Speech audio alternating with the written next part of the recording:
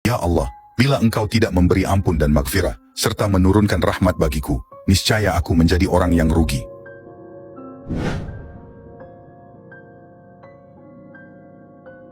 Terdapat dua orang istri Nabi yang diazab oleh Allah Subhanahu wa Ta'ala karena durhaka kepadanya. Salah satunya adalah istri Nabi Nuh alaihi salam. Lalu, bagaimanakah kisah istri Nabi Nuh yang durhaka itu? Disebutkan di dalam Al-Quran, istri Nabi Nuh dan Nabi Lut adalah dua perempuan yang durhaka kepada Allah Subhanahu wa Ta'ala dan kepada suaminya. Tentu saja, mereka pasti mendapat azab darinya, meskipun menyandang gelar istri Nabi, sebab Allah Maha Adil. Allah Subhanahu wa Ta'ala berfirman dalam surah At-Tahrim ayat 10 yang berbunyi, yang artinya, Allah membuat perumpamaan bagi orang-orang yang kufur, yaitu istri Nuh dan istri Lut.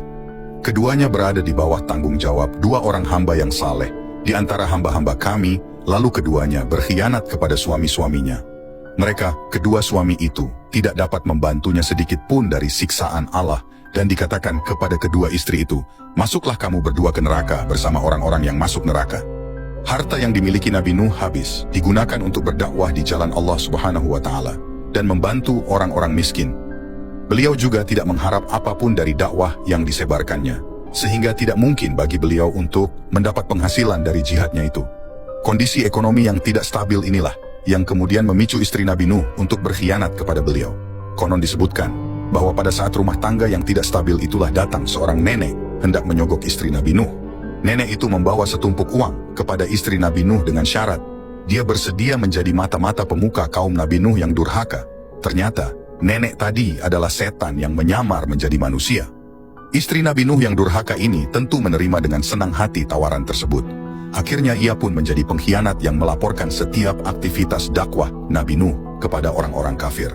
Terlebih lagi, istri Nabi Nuh juga berhasil mempengaruhi dan mendidik anaknya yang bernama Kan'an untuk juga turut durhaka kepada ayahnya. Usahanya untuk mengkafirkan anaknya yang lain, Sem, Ham, dan Yafits, gagal. Mereka tetap berada di jalan Allah Subhanahu wa Ta'ala. Setelah air bah itu mencapai puncak keganasannya, dan habis binasalah kaum Nabi Nuh yang kafir dan zalim, sesuai dengan kehendak dan hukum Allah Subhanahu wa Ta'ala, surutlah lautan air diserap bumi, kemudian berlabuhlah perahu Nuh di atas bukit Judi. Allah berkata kepada Nabi Nuh, turunlah wahai Nuh ke darat, engkau dan para mukmin yang menyertaimu, dengan selamat dilimpahi barakah dan inayah dari sisiku, bagimu dan bagi umat yang menyertaimu. Kisah Nabi Nuh dalam Al-Quran. Al-Quran menceritakan kisah Nabi Nuh dalam 43 ayat, dari 28 surah diantaranya. Surah Nuh dari ayat 1 hingga 28, juga dalam surah Hud ayat 27 hingga 48, yang mengisahkan dialog Nabi Nuh dengan kaumnya, dan perintah pembuatan perahu, serta keadaan banjir yang menimpa di atas mereka.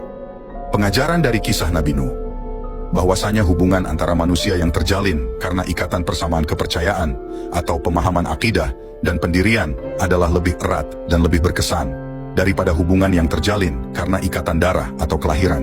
Kan'an, yang walaupun ia adalah anak kandung Nabi Nuh, oleh Allah Subhanahu wa Ta'ala dikeluarkan dari bilangan keluarga ayahnya, karena ia menganut kepercayaan dan agama berlainan dengan apa yang dianut dan didakwahkan oleh ayahnya sendiri. Bahkan ia berada di pihak yang memusuhi dan menentangnya.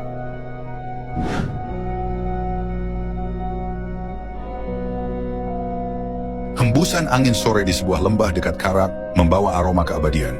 Nabi Nuh alaihissalam yang telah mengabdikan dirinya dalam dakwah selama hampir 1000 tahun, kini duduk di atas hamparan kain, ditemani putra-putranya.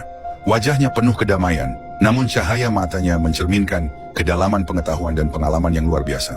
Ia tahu, waktunya di dunia sudah hampir habis, dan pesan-pesan terakhir yang akan ia sampaikan akan menjadi warisan berharga untuk anak-anaknya dan seluruh keturunannya. Nabi Nuh alaihissalam memanggil putra-putranya dengan lembut, mengisyaratkan mereka untuk mendekat. Kedua anaknya, yang telah tumbuh dewasa di bawah bimbingan ayahnya, duduk dengan penuh khidmat di hadapan beliau. Nabi Nuh menghela napas panjang, seolah mengumpulkan semua hikmah yang telah dikumpulkan sepanjang hidupnya. Nabi Nuh berkata dengan suara yang tenang, tetapi syarat makna, anak-anakku, saatku untuk meninggalkan dunia ini hampir tiba. Aku ingin kalian mendengarkan wasiatku dengan baik. Wasiat ini bukan hanya untuk kalian, tapi juga untuk generasi-generasi setelah kalian. Kedua putranya mengangguk dengan penuh perhatian. Mata mereka berkaca-kaca mendengar suara ayah yang mereka cintai. Nabi Nuh alaihissalam melanjutkan, aku perintahkan kalian untuk melakukan 2 perkara, dan melarang kalian dari dua perkara lainnya. Dengarkan ini dengan hati yang terbuka. Dia berhenti sejenak, menatap dalam-dalam ke mata kedua putranya, seolah menegaskan bahwa apa yang akan dia katakan adalah mutiara yang tak ternilai. Pertama, aku melarang kalian mempersekutukan Allah, ucap Nabi Nuh, suaranya menjadi lebih serius. Karena tidak ada dosa yang lebih besar di sisinya. Allah itu Maha Esa, dan mempersekutukannya hanya akan membawa kehancuran dan penderitaan. Putra sulungnya mengangguk, sementara air mata sudah tampak menggenang di matanya. Ia sadar betapa berat dosa syirik dalam agama mereka. Yang kedua, lanjut Nabi Nuh, aku melarang kalian dari kesombongan. Takabur hanya akan menjauhkan hati kita dari rahmat Allah Subhanahu wa Ta'ala. Jadilah hamba yang rendah hati, anak-anakku. Mereka menundukkan kepala, menerima setiap kata yang diucapkan dengan penuh perasaan. Dan aku perintahkan kalian untuk membaca kalimah La ilaha illallah. Lanjut Nabi Nuh. Suaranya kini lebih lembut namun penuh ketegasan, karena kalimah ini lebih berat daripada seluruh langit dan bumi jika diletakkan di timbangan. Bahkan jika langit dan bumi dijadikan satu dan diletakkan bersama kalimah ini, kalimah itu akan memotongnya dan membelahnya. Kedua putranya tercengang mendengar penjelasan itu. Nabi Nuh tersenyum melihat kekaguman di wajah mereka, lalu ia melanjutkan, aku juga perintahkan kalian untuk selalu membaca Subhanallah wa bihamdihi, katanya. Karena kalimat ini adalah doa yang membuat seluruh makhluk mendapat rezeki. Jangan pernah abaikan zikir ini anak-anakku, sebab itulah yang akan menjadi perisai dan sumber kekuatan bagi kalian. Nabi Nuh alaihissalam menarik napas panjang, lalu menasihati kedua putranya dengan kata-kata yang penuh hikmah. Peliharalah ibadah kalian kepada Allah Subhanahu wa Ta'ala, dan Dia akan memelihara kalian. Ketika kalian meminta, mintalah hanya kepada Allah Subhanahu wa Ta'ala. Ketahuilah bahwa seandainya seluruh bangsa berkumpul untuk menimpakan keburukan kepada kalian tanpa kehendak Allah Subhanahu wa Ta'ala, mereka tak akan mampu melakukannya. Sebaliknya, jika mereka ingin memberikan manfaat tanpa kehendaknya, mereka tak akan berhasil. Semua yang terjadi adalah atas ketetapannya.